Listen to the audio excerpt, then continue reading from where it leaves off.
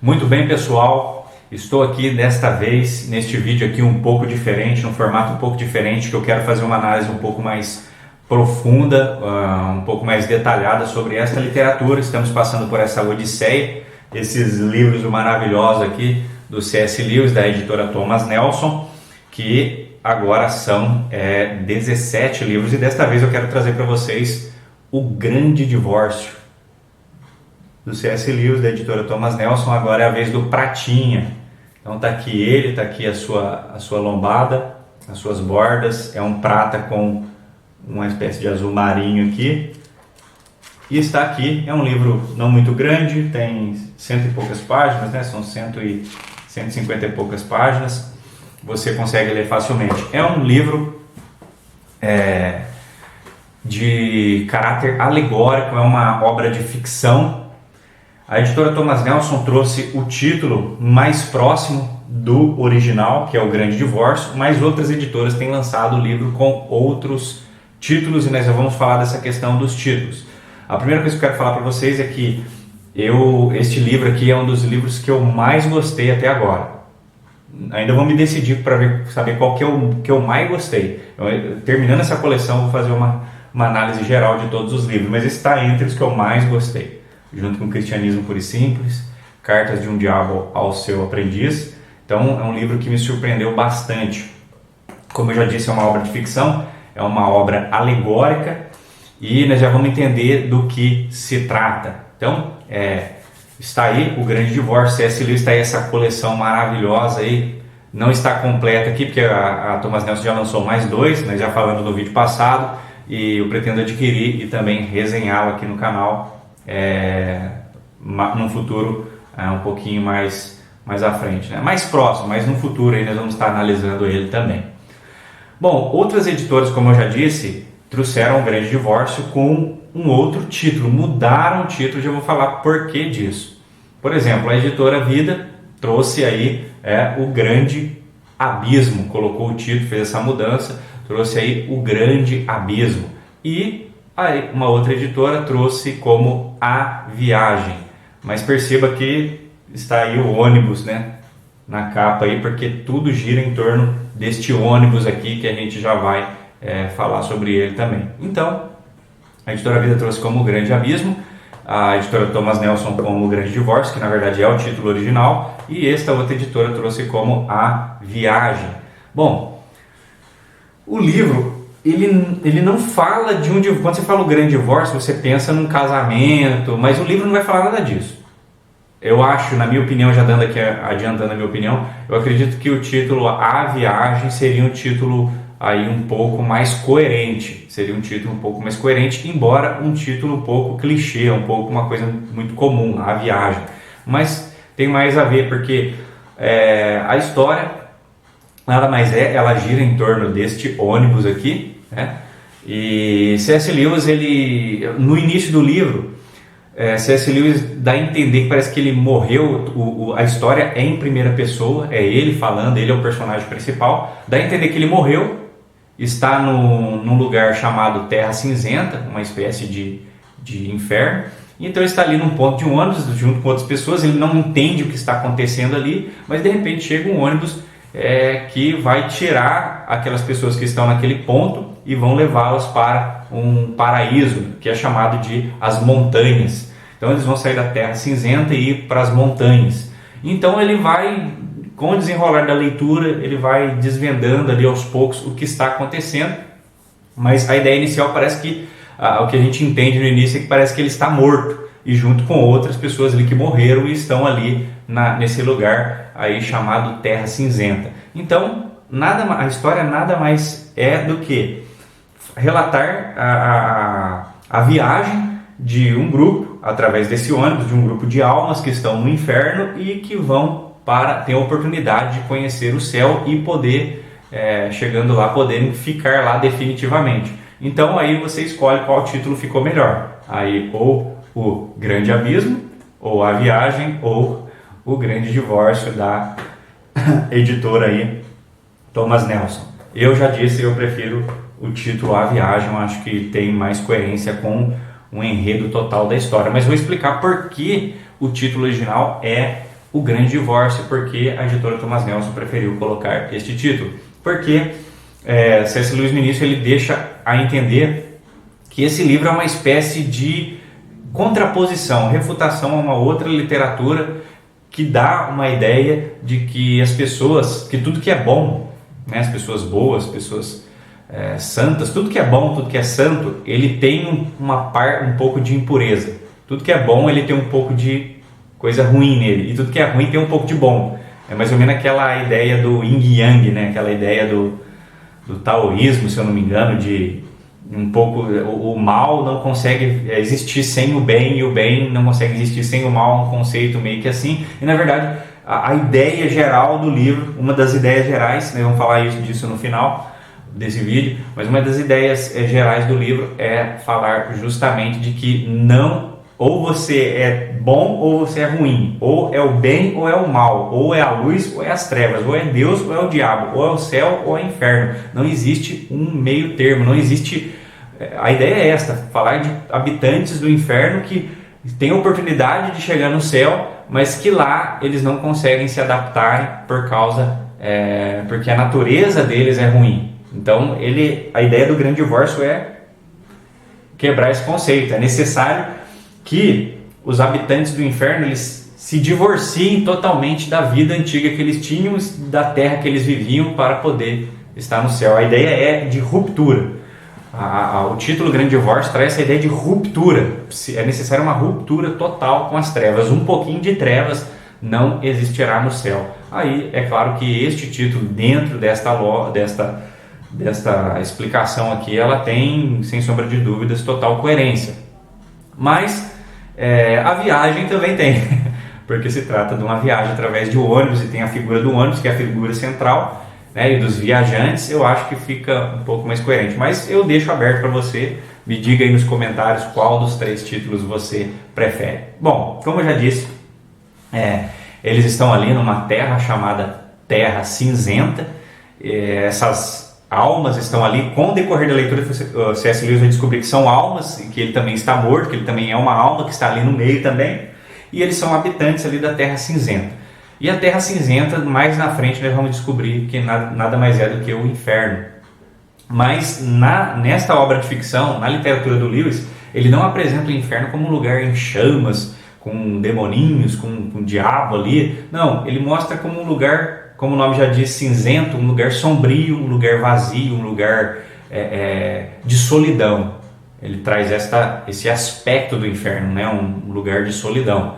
Então ele até descreve que nos diálogos ali entre as almas, falando com o C.S. Lewis ali durante a viagem, eles descrevem ali, as almas descrevem a Terra como um lugar muito solitário, onde para você encontrar um outro habitante, você tem que andar quilômetros, dias, meses de viagem para conseguir encontrar alguém, ou seja, é um lugar muito solitário, né? Então tem ali algumas descrições ali a respeito do inferno, mas resumidamente a Terra Cinzenta, o inferno ali para C.S. Lewis, nesta literatura é apresentado como um lugar de solidão. Ao passo que no paraíso, um local muito populoso, onde todos se encontram, todos dialogam, né? Várias coisas acontecem, há várias ações ali no céu, no paraíso, ao passo que no inferno não há ação nenhuma, há somente sombras e solidão. Então, é uma da maneira que C.S. Lewis nos traz aí a figura do inferno, a figura do pecado também, tá certo? Então nós temos esses 2 pontos, a Terra Cinzenta, e temos também o paraíso, que seriam as montanhas, né? Que seria o céu, e temos aí a figura do ônibus levando os habitantes ali, né, as almas, para esta longa viagem. Enquanto a viagem decorre, C.S. Lewis tem vários diálogos, ele tem alguns diálogos com as almas que estão ali no ônibus e coisas são reveladas. Eu não vou falar de tudo para não quebrar aí a sua leitura, você que ainda não leu este livro. Mas a primeira coisa que a gente pode, uma das coisas que a gente pode afirmar, e que C.S. Lewis ele deixa bem claro, ele tem o cuidado de falar, tanto no início quanto no final do livro, que ele não quer propor ali ideias teológicas, divergências teológicas a respeito da vida após a morte.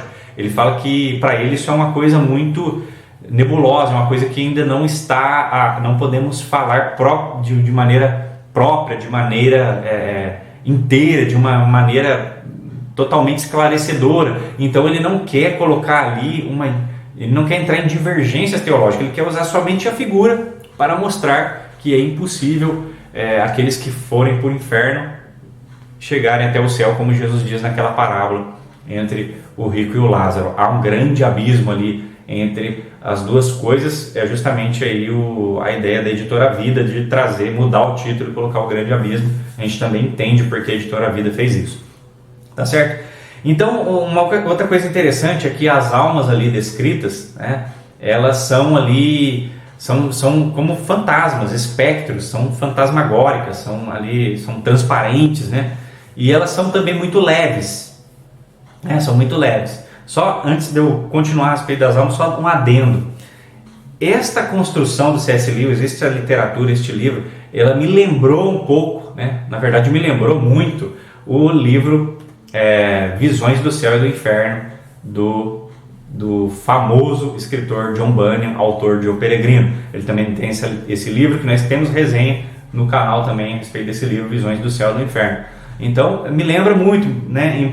Embora John Bunyan não tenha ali o ônibus, né? Não tem essa questão da viagem através de um ônibus, mas a história nada mais trata de um personagem ali chamado Epeneto, que é ali de uma certa forma arrebatado, e ele é levado por um anjo, levado para o céu para ver como as almas, né, os espíritos vivem no céu, e depois ele é levado para o inferno para ver como os pecadores, as almas sofredoras são sentenciadas e condenadas ali no inferno. Então me lembrou um pouco, e como Lewis ele cita Bunyan em uma de suas literaturas, se eu não me engano, não me lembro exatamente se é no Peso da Glória, acho que no Peso da Glória ou sobre histórias, eu não me lembro exatamente, mas ele cita Bunyan, cita O Peregrino.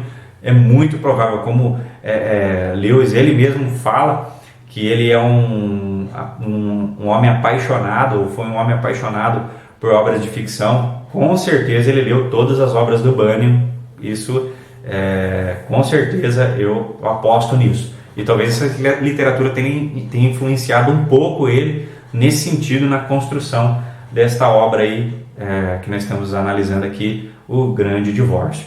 Então, voltando a essa questão das almas aí, ele diz que ele tem um cuidado de no início e no fim deixar bem claro que ele não quer propor ideias ali de um debate teológico, ele quer simplesmente trazer essa verdade de que pessoas que serão condenadas não poderão, ainda que elas fossem colocadas ali com a velha natureza no céu, elas não se adaptariam ali. A ideia é essa.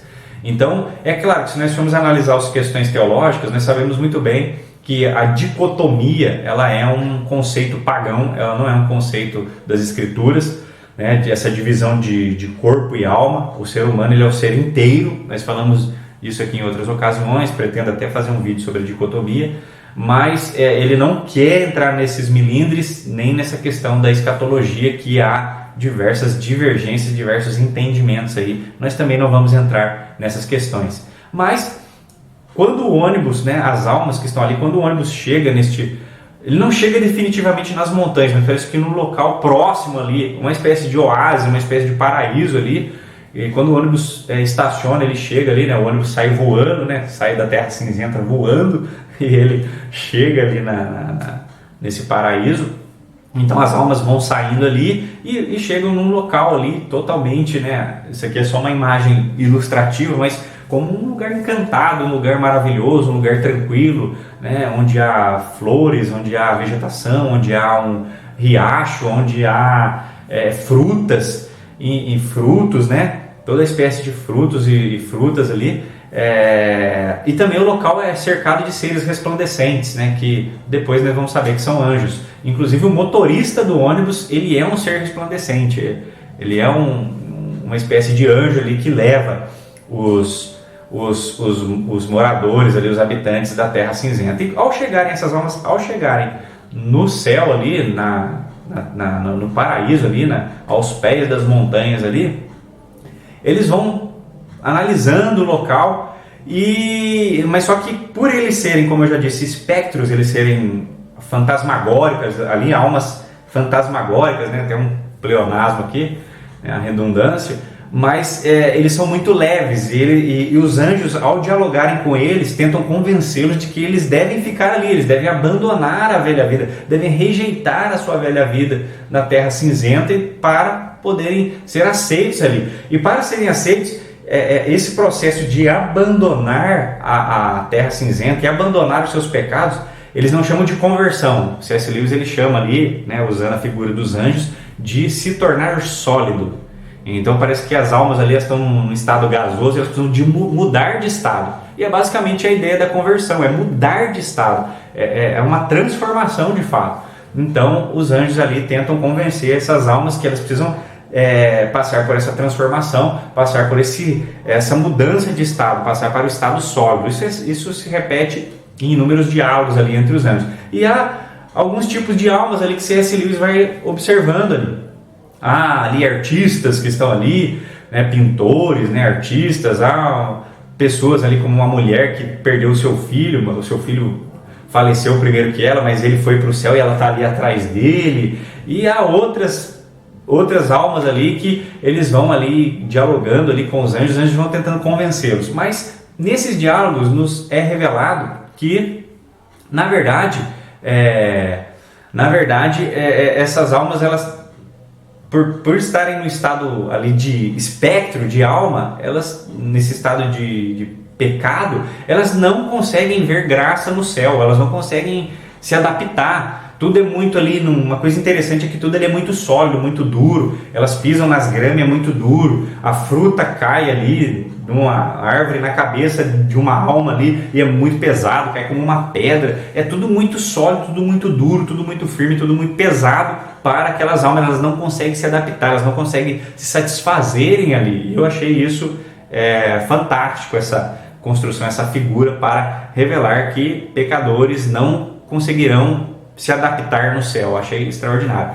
Um outro ponto importante é que Lewis ele coloca ali como um personagem nessa história, nessa alegoria, nessa obra de ficção, ele coloca ali um dos seus escritores ali, que ele tem até como um mestre, o George MacDonald. Ele aparece como um personagem na história e ele tem aquela função, tem uma função de professor, de explicar as coisas para o Lewis ali. Então até os diálogos, Lewis vai observando os diálogos entre as almas e os seres resplandecentes, os anjos, e o George MacDonald vai revelando, vai falando, ele vai explicando algumas coisas, outras não, outras fica meio duvidoso ali nesses diálogos, mas o George MacDonald ele vai ali no meio do livro até o final, ele vai andando com Lewis e vai explicando coisas ali para Lewis ali no paraíso, tá certo? Então, até achei interessante que o George MacDonald ele assume esta posição de mestre, de professor ali no céu, de um intérprete, e isso não é novo. Isso nós vemos ali no livro do Peregrino, de John Bunyan, quando o cristão ali, o peregrino, ele chega a um local ali que é chamado de a casa do intérprete, e o intérprete é alguém que coloca ele para dentro e vai levando ele em alguns cômodos e vai Bunyan ali, né, no caso o cristão, ele vai tendo várias visões ali, como a visão do homem na gaiola, a visão do quadro pintado, a visão do fogo na parede, e ele vai vendo cena do quarto empoeirado, e o intérprete vai explicando o que significa cada figura para o cristão na literatura de O Peregrino, do John Bunyan. Então ali o George MacDonald parece que assume essa figura de um intérprete, de alguém que vai explicando as coisas ali para o C.S. Lewis ali. Então eu achei ali achei que esta obra e este quesito, este ponto aí influenciou ali o C.S. Lewis nesta literatura, mas não é um comentário negativo, é só para trazer aí um adendo, ele trazer um acréscimo, talvez da onde Lewis tirou esta ideia aí de colocar o MacDonald como um intérprete, como alguém que explica as coisas ali no paraíso. Então, por fim, aí, fazendo as considerações finais desta literatura, né? Durante a história, durante a história a gente entende que o Lewis está morto, parece que ele é uma alma que está ali também, né? Participando dessa viagem, mas de repente no fim do livro ele acorda e foi só um sonho, um anjo avisa para ele, você tem que voltar, você está sonhando, você não está morto, e ele desperta. Parecido com a narrativa de visões do céu e do inferno na história de Epeneto, que também foi um sonho, né, que deu origem a esta literatura. Então, o que essa literatura quer passar para nós? Né? O grande divórcio. Primeiro, como eu já disse várias vezes aqui, torno a repetir, não é possível alguém com uma natureza decaída se adaptar ao habitat celestial e vice-versa, tá certo? Então, é necessário que as pessoas, para habitarem no céu, elas precisam ter a sua natureza adaptada, senão elas não se adaptarão ao céu, né? A gente sabe que isso não acontecerá literalmente. Quem for condenado será condenado, quem for salvo será salvo. A alegoria quer justamente trazer esta ideia, este prisma, este ponto de vista que eu achei extraordinário e interessantíssimo. Segundo, mostrar também que coisas que são importantes na terra não são importantes no céu, né? E no céu o tempo não é sentido da mesma forma que na terra. A gente vê isso pelos diálogos entre os anjos e as almas que estão ali, para serem convencidas ali a ficarem no céu. Então, os anjos, as almas começam a usar várias desculpas ali no céu. Várias desculpas. O pintor começa a falar das suas obras, né? O artista das suas artes lá na terra. Ele está muito apegado às coisas da terra. Tem pessoas apegadas às suas riquezas, às suas obras, aquilo que ela construiu na sua vida passada, né? Como a mãe que é muito apegada ao seu filho, muito apegada às suas obras boas, né, aos olhos dela, e tudo isso no céu não tem valor nenhum. Outras coisas são valiosas no céu. Então o segundo ponto é esse. E terceiro, né, os diálogos entre as almas e os seres resplandecentes, que são os anjos, revelam as desculpas, a mesquinhez das pessoas em não aceitarem o céu, ainda que elas veem coisas deslumbrantes lá. E é o que de fato acontece, né, nos dias de hoje. As pessoas veem que em Deus há coisas maravilhosas, deslumbrantes, da igreja, né, a vida espiritual, a vida de Deus, elas veem que são coisas maravilhosas, mas por causa da natureza delas, elas usam diversas desculpas, por causa do seu orgulho, da sua mesquinhez, elas não aceitam o melhor de Deus e preferem o pior. É até interessante que algumas almas até colocam ali coisas da Terra Cinzenta como pontos positivos. Elas conseguem, né?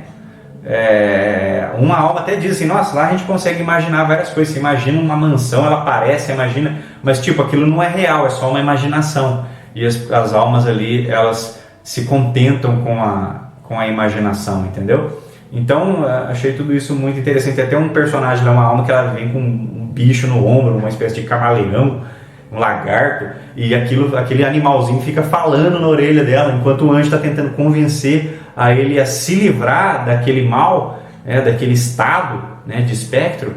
O bicho fica ali soprando como uma espécie de demônio, e até o anjo fala: o único jeito de eu tirar isso, você tem que autorizar.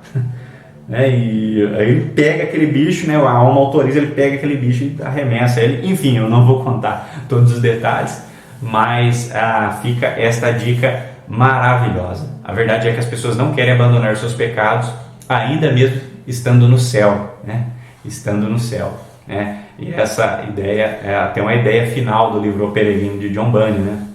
Depois, com aquele rapaz lá, o obstinado, ele chega nas portas do céu, mas ele não tem o diploma, ele não é apto para entrar no céu, e os anjos lançam ele para fora. E John Bunyan fala no final do seu livro, né, até a frase que encerra o filme de O Peregrino, tem um filme, ele fala que ele viu que é possível